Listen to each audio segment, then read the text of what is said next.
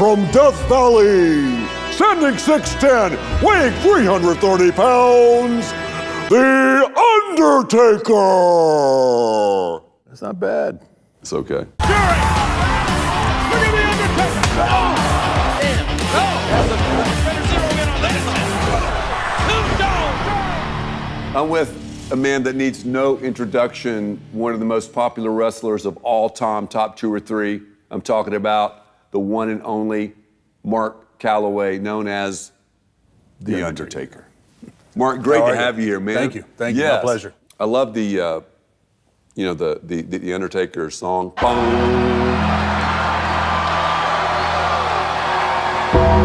That makes me just like, get chilled. And yeah, it has been, I don't know that, I can't say that I was smart enough to have the presence of mind to do it. I got the call from Vince. I'm Vince McMahon, and you will treat me with respect. The call was something like this. The phone rings, I pick it up.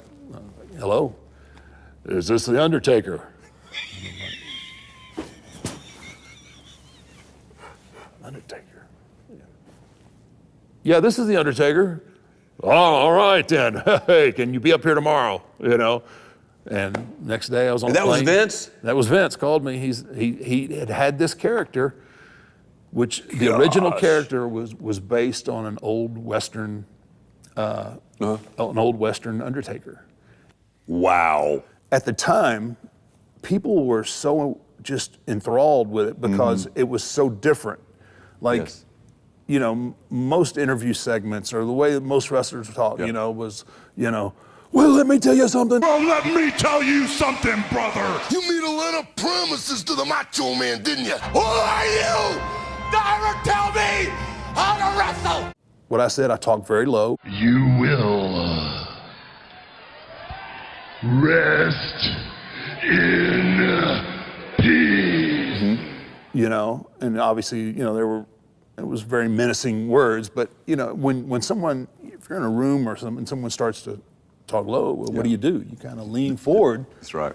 So I had their attention, and trying to keep the character relevant for this long, you really have to keep your finger on the pulse of things, because if you don't, what usually happens is before you realize that you're stale, your audience is already. That is good. Your audience has already moved on. How do you do that? Just because I know we'll have so many people watching, they're in business or they're in whatever. What would you say about keeping your finger on the pulse of things like that? Well, you just can't. I never, once I got to the WWE, and then, I kind of started to realize that we had something special with that character. I was never satisfied. I like it. I was like, okay, we're here. Okay. And we're getting a great reaction, but what's next? I'm always looking down the road, like, okay, I need something. I need to bring something new to the table, but I got to be true to what my fan base and what my audience they've accepted, and this is what they want. But you also have to keep it, you have to figure out ways to keep it fresh. Yes. So you're watching what everybody else is doing, and you're trying not to fall in, because that happens so often in our business. Somebody will hit something, and then everybody's trying to do the same thing. That's a great word. Yes. And so I was fortunate in the sense that my character, it wasn't that over the top, high energy. My energy was high energy, but it was at a whole different. Yes, it was. It is. And that's what separated me, So I always had to keep an eye on, what's this guy doing? Take Rock and Cena and Austin and Triple H, Shawn Michaels. Those are those are the guys that are. Ric Flair, you're watching all these guys and seeing what they're doing, and you're seeing what they're doing that works, and then you figure out, okay, all right, that's what they're doing. So what is the antagonist, to what they're doing that works for me and is true to the character and what the fans, That's so smart. Well, that is smart. It's just, I mean, the business, and it is a business. I mean, and there's so many guys that are there and are hungry and are trying to climb up that ladder, you know, and so, you know, if you kind of sit back and like, yeah, check this out, you know, hey, I just sold out Madison Square Garden, you know, and you sit on that for a little bit, you know, there's somebody else that's climbing, like, okay, well, I'm gonna settle it out. I'm gonna settle it out 5 times in a row. You know what I mean? Yep. And that was great. That era, you know, I mean, everybody was clawing, everybody was fighting for the brass ring, you know, and you know that the 2000s, my goodness, the Attitude Era was insane. I like the character Undertaker because it's all that energy and strength that's kind of contained, but you let it out at the right time. It's burst. Yep. I'm a firm believer in less is more, especially with my character. And when I talk to young guys, I love that. Yeah, they think, you know, so they think, okay, well I can do, and the athletes today they're off the chart. Yeah, they are. They're just ridiculous how athletically talented, you know, the men and women are, for that matter.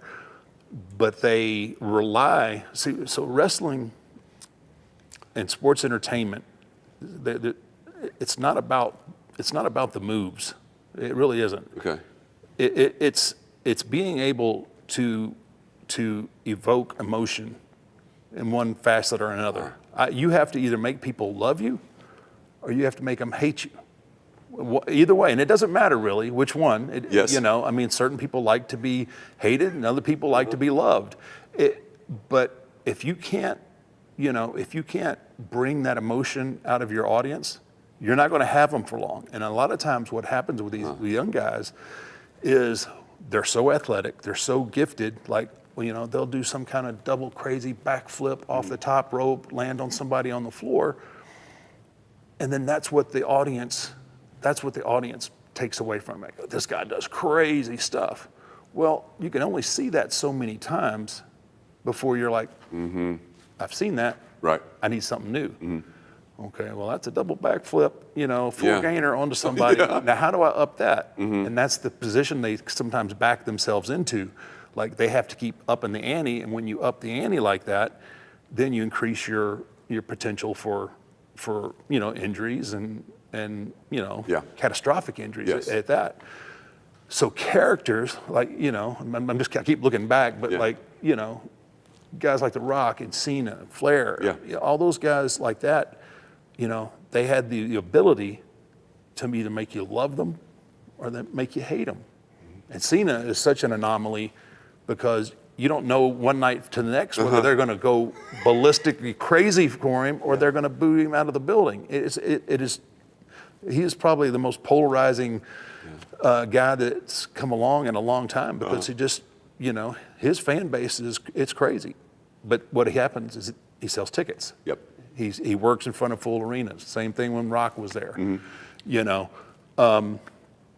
but that's the key. We tell stories. We use moves, the wrestling moves, to help tell the story. Yeah. But it boils down to the character and the you know, being able to bring that emotion out of your crowd, out of your audience, you know, and it's all about love or hate, you know, and it's you know, there's a lot of guys that it takes a while to figure that part out. Oh, yes. And then by the time they do, they're so beat up and injured and hurt, like, you know, it's like. I mean, it's complex. I mean, you got to really.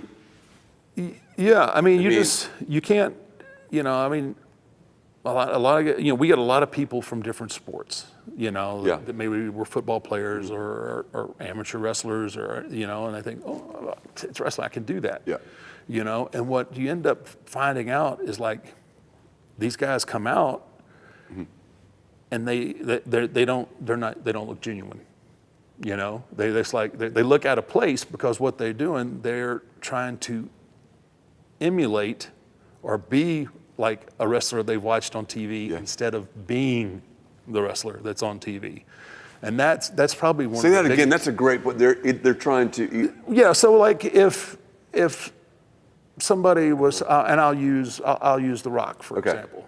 I mean, because he was really, you know, charismatic, guy. Yeah. So you get somebody out there and like, oh, well, I mean, I've watched The Rock. Yeah. The Rock, I'm going to do it. So, you know, he comes, if you try to be something else, then, I mean, you have to make it yours. You got to own it. You know, if I'm trying to be The Rock, people are going to see right through that. That's right. You know, and it's like, oh, it's so, Yeah. you know. But if you can be the original individual, you know, that's the key to making people, you know, believe in you, and that's what you have to do. I mean, if you're a good guy, like we'll take Stone Cold for instance. Yes. He was anti-establishment. Yep. Everybody knew it, and man, he was the, you know, he was the guy. That's right. You know, he was going to, you know, tell the boss what he could do with it. Yeah. You know, and you believed it. 'Cause Yes. I mean, you're like, yeah, that's, you know, and it wasn't too far a stretch from, you know, who Steve really was. It was, no, I mean, it was pumped up a little bit. I understand that. Yeah. It's pumped up a little bit, but, you know, you're not too far from it. You know, for ones that are really successful, you're not too far off from the character. Like, I work with a lot of the young talent Yes. now. And so, and another guy, Shawn Michaels, he works with a lot of young talent. And it's funny, we can tell these guys, okay, well, you know, you try this, do this, and do this. And then I can come back and say that, well, you know, do this, and do this. And now they're like, okay, wait a minute.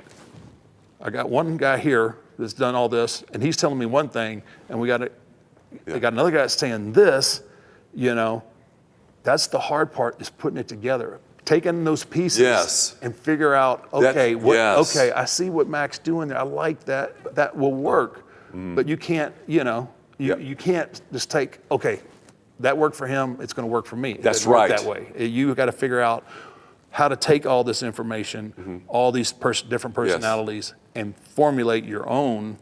And that's, you know, like I said, that's one of the trickier aspects of whether you're a success or, you know. You know, one time, Mark, I was over in Australia at a leadership conference, and they were talking about how people that sometimes try to be someone they're not, they call them tryhards. I know you've probably heard that before. He's a tryhard. So that's kind of what you're saying. In other words, you learn from everybody, but take that and you have to somehow, and that's the complexity of it, I guess, make it your own. Make it your own. That's the key. You have to be able to take all this information in and figure out how this information works, how it works for me, you know. And okay, and Mark, here's how I fell into wrestling, basically loving wrestling. I grew up in the Carolinas, North and South Carolina, before I moved to Texas. And we had Mid-Atlantic Championship, there you go, wrestling. I remember Flair when he first came on the scene. And I mean, back in the day, 3 channels on your television. Cable was, you know, you never even thought about cable. I'm not sure it was even invented at that point. Maybe it was, whatever. But 3 channels, no social media, obviously. My brother and I, man, on every Saturday, I mean, we're glued. And there was a little arena called Township Auditorium in Columbia, South Carolina. I'm telling you, Mark, packed out. But taking what you said earlier, Flair was so believable. He like owned, and I don't know Ric Flair, but he owned the character so much. It was just, I mean, I remembered locking in, you know, that jet fly, you know, whatever. House, Slick Rick, whatever, all that. I was just, woo, I mean. He's another one that lived. I mean, he lived the character. Yes. Ric Flair was Ric Flair all the time.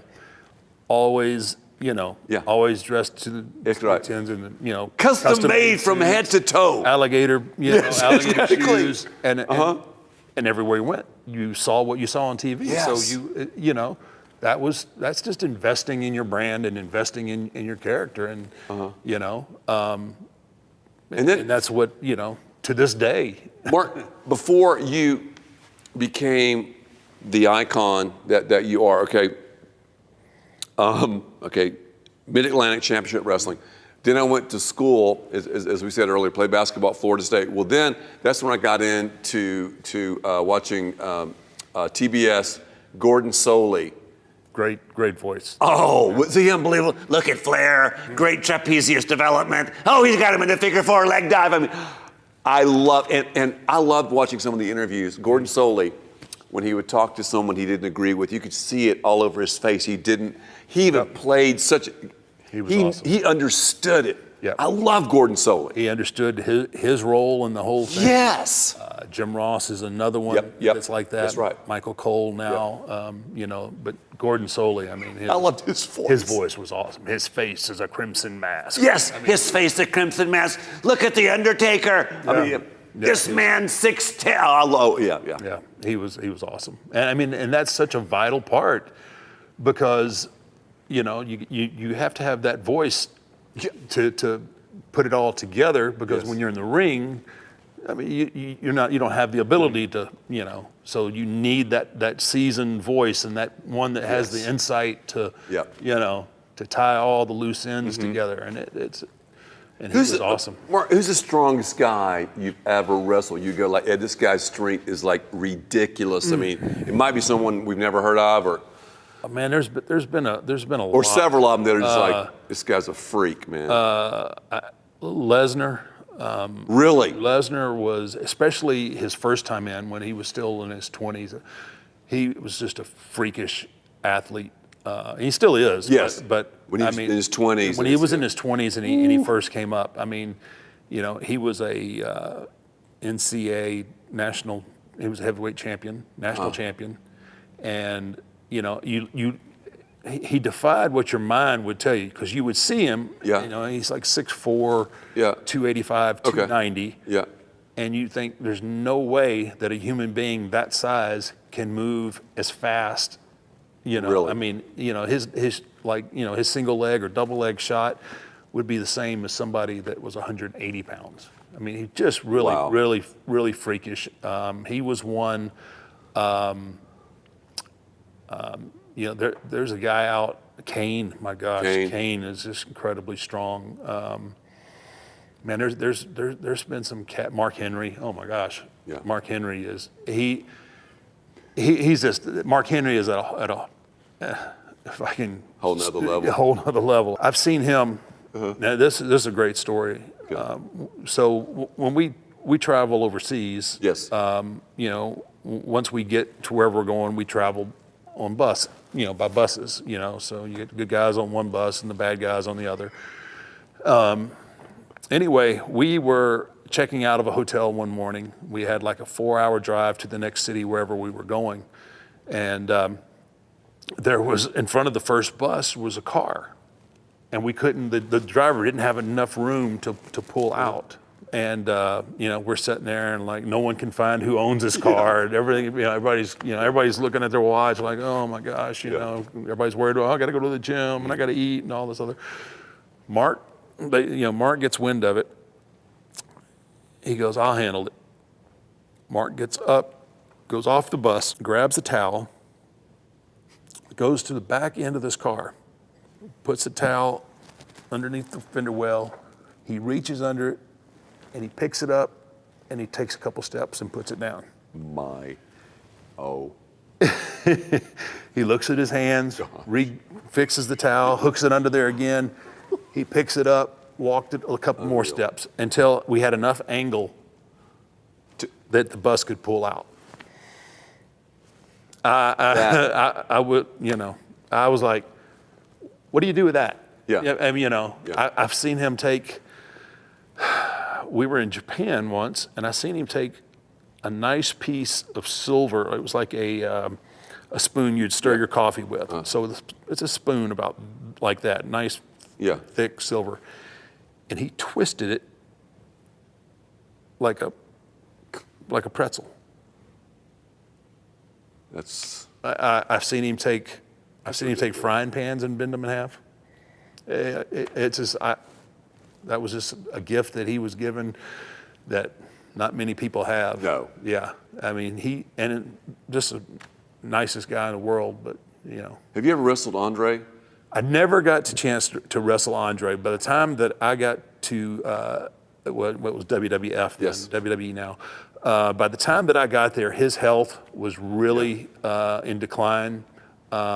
He wrestled a few times, and it was funny because Andre really was old school, and Andre didn't like big guys either. Really? He did not like big. He loved me, but thank goodness. But for most big guys, I don't know, he thought they were arrogant or bullies Yes. or whatnot, but he had his way with a lot of guys that you would just go, ooh, that was a pretty tough guy. Andre would set Take him him straight. Anyway, he liked me, and he was like, even, and I guess we always think we got one left in us, you know. But Andre, he'd always, I would come in.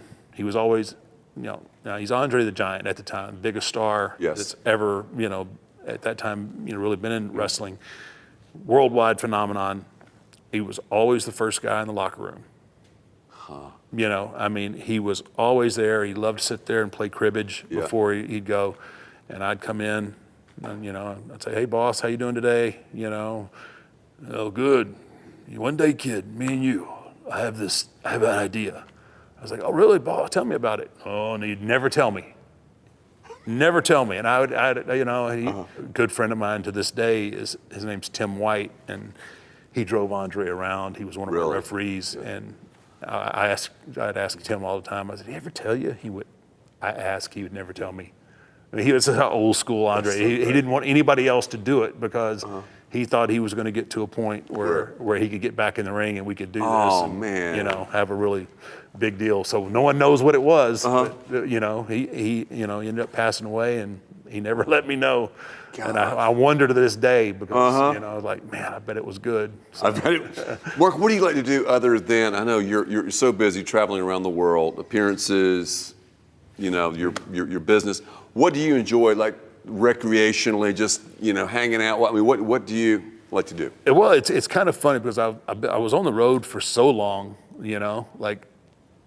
it's all I did. When I was home, I rested. So now that I have a little more time, I like to hunt. I like to fish. Where do you like to fish? It doesn't matter wherever they're biting. I mean, we got a pond in the neighborhood that's stocked full of. I don't mind just going out there and throwing a line in.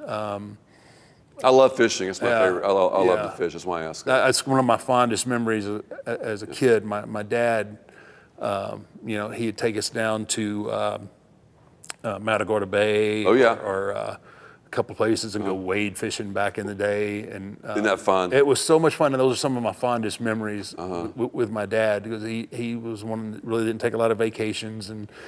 But man, when we went fishing, that was that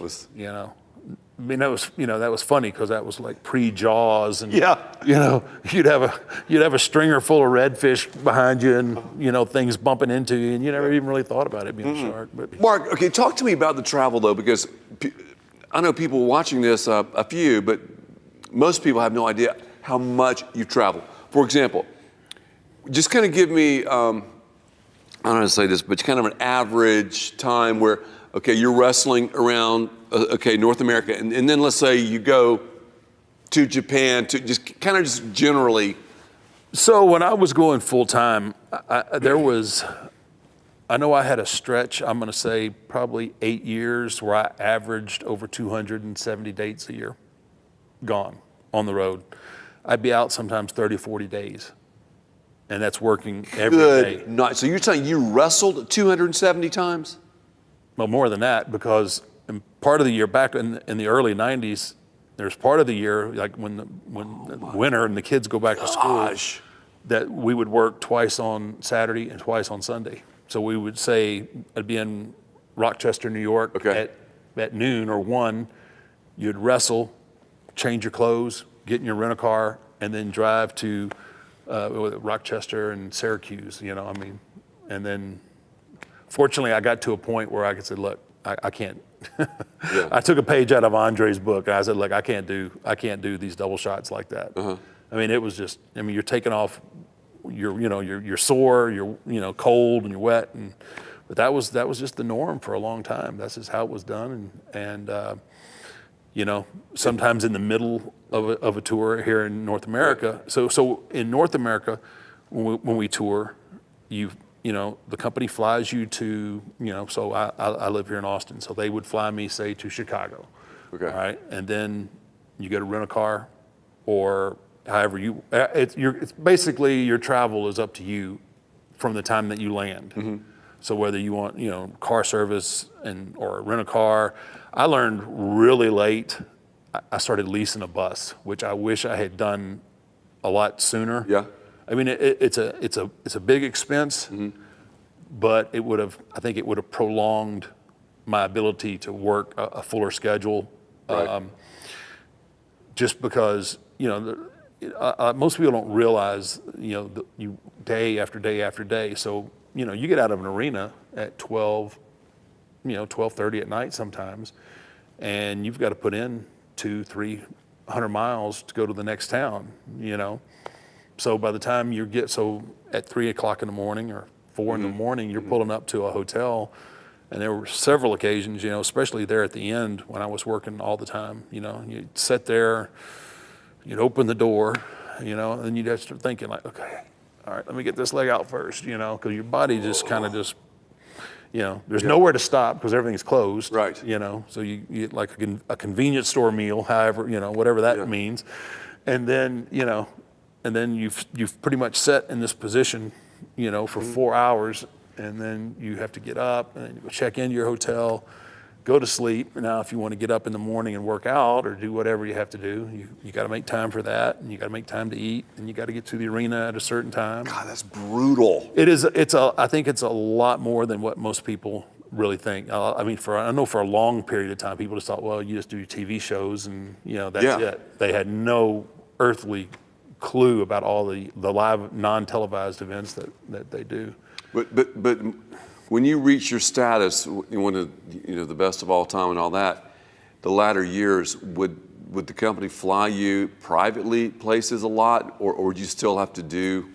There are a few occasions. It just depends on you know, where, just the logistics of it. But normally, I mean, normally fly me commercial, and you know.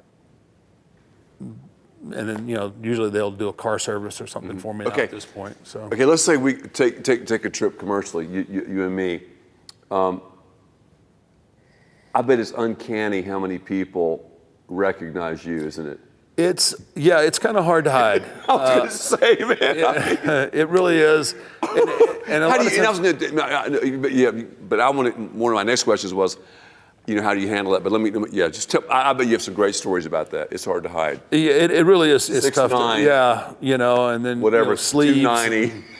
Even if people even if they're not wrestling fans, it doesn't take too many removals to find somebody who that person knows. Oh yes. So normally, you know, your size, you're like, wow, that's a big dude. I wonder if he plays football or what, you know. And then all of a sudden, oh, wait a minute, no, that's the Undertaker. That's the Gravedigger. Or, you know, whatever, all these different, you know, and then it's just like so. For years there, so like I said, I kind of lived the character. So you know, it was this guy everywhere, right? And so people, I bet. Well, you know, it was like if they came up to me, then it would be different. But I mean, I kind of tried to give them that aura, like, don't mess with him because he may, you know, he may, drop you where you stand, right? And you know, because people, they don't really. I would be understand. scared to come up to him if this dude, and I'm thinking like, wow, there's the Undertaker. It's funny because there's a lot of people think that, and then they'll either send, like they're sending wives, they'll send somebody that maybe has no clue, right? And then if I don't snap at them, then they come over like, and I'm like, really? You sent your wife over here? I mean, I'm gonna take a picture with her, but I'm not taking a picture with you because you know you need to man up a little bit. I try to be as accommodating as I can. Yes. Unless my kids are with me, I understand that. I'm a little. I try to be as polite as I can. Yeah. You know, like I don't want my kids' pictures taken. Yes. I don't want them on social media. Right. Really protective of that, and so you know, I normally say, look, my family's with me. You know, normally I would, but I don't take pictures because it just causes something. You know, And most people understand that and respect it. So, Mark, every day of your life, I mean, wherever you go, someone is going to come up to you. Pretty much. I mean, I don't really, when I'm home now. That's crazy. And I mean, and that's just me. I mean, if you think about like pop stars or movie stars, Yes. I mean, it's really ridiculous. And people, you obviously you want to treat your fan base right, but I mean, people really assume and take a lot for granted. Like, They do, don't they? They're like, well, I'm your fan. You need to be. I'm like, yes. I get that, and that's why I show up to the towns that I'm booked, and I work my tail off for you.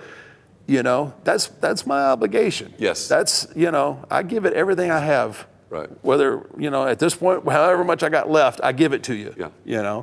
This is a bonus.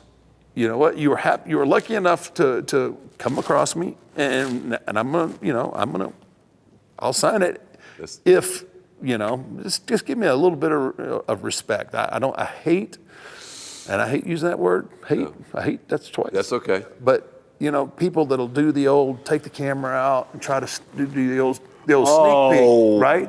Yeah. Like the guys they're afraid to come up to you, so they'll try to Yeah. video you, and then somebody else that has will come up to me and say, hey, can I have autograph? Well, absolutely. And then the person that was trying to be sneaky, like, oh, he's okay. Oh, I'm gonna go up to him. I'm like, wait a minute.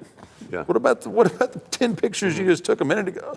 Oh, well, I'm like, Have you ever had anybody try to let's not fight or not fight or some? Surely people aren't that crazy. Well, they are. I have people ask me all the time, hey, will you choke slam me? Like, I'm saying, you really don't want me to do that. No, I don't know. I said, it's a nice flight, but the landings are rough. I'm just saying, it is. I like that. A nice flight. Bad landing. Whoa. Yeah, it's just. But wow. really, I've been very fortunate. And your jujitsu too.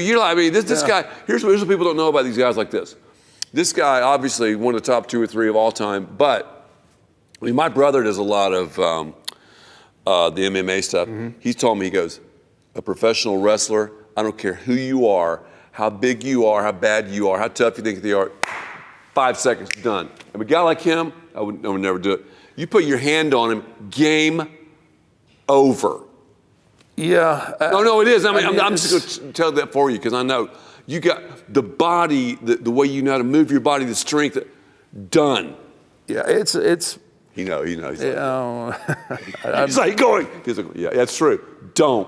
So no, yeah. Please don't test that.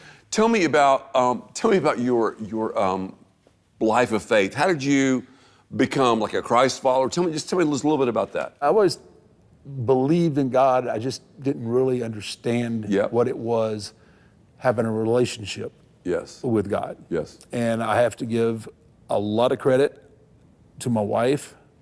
That's great. Great story. Yeah, she. I mean, she. See, those Florida State girls. There you go. See. Well, that I married one too. I married one too. Her whole family was Florida State. I mean, her mom, her dad. But very, very strong in her faith. Yeah. And it's a Christian school. And anyway, she would like you. Just come with me. Yeah. And I'm like, babe, I'm telling you, I mean, I walk through those doors, the roof's gonna start shaking and I was like, I'm good. I mean, I'm good with God. I believe in, she said, no, it's Mark, there's so much more to it than that. So I said, okay. I said, I'm gonna go, but if lightning bolts start flying, don't blame me, And that's how it started. That was very important to her. That I have a relationship, with Christ, and to really understand what that means. Yes. So once again, God working in in the ways that He does, put us here at Lake Hills Church. That's great. It was, Mark, that's a great story, man. It really was. I sat down, and it was like we were having a conversation. Yes. With, 3,000 people. 3,000 people. It felt like an intimate conversation. It was the perfect place at the perfect time. Yes. For me. God definitely used so many great things to bring you guys together. That's awesome. No, it really is. Mark, how many? Tell me some quick injuries you've had over the years. Okay, let's see. Both eye sockets have been crushed. Your eye sockets? You know, both. At one time? No, they were separate. They were years apart. I've had probably, I'm guessing we're closing in on 20 different orthopedic type surgeries from just wrestling related injuries. Both hips have been, had a form of hip replacements, torn biceps, torn pecs, torn triceps, bone spurs, training. You know you're on a level that very few people have ever thought about being on. I just think I'm probably a little tougher than I am smart. Yes. He takes it on. I've seen you a lot of times. Yeah, so that's a choke slam. So how do you? You really want to know how I get people up? Yeah, no, you don't have to do it. No, Okay, because yeah, I it's don't really wanna- uncomfortable. Whoa. No, because Yeah, sometimes, because I Grab mean, 'em. yeah, absolutely. I grab a handful, and if you don't go up, if you don't jump, you're going to get, you're going to get a little wedge in there. It's the oldest trick in the book. Who's the biggest guy you've ever? I mean, when you're at your, when this was fixed and everything, how big are we talking about? How much do you guys weigh? You see, four. I got a four. It wasn't real high, but I did a 400 pounder. It wasn't. I mean, it wasn't like. It wasn't high though. It wasn't high. I mean, but I don't care. I love like you get somebody like you get somebody like a Rey Mysterio, some of the little guys, man. Those are awesome. Then you could just walk around. The Undertaker. Mark, thank you. My pleasure. So much for giving us the time. The Undertaker, Mark Calloway. This guy's the real deal. Great guy. Loves the Lord. I mean, just down to earth. But we're talking The Undertaker.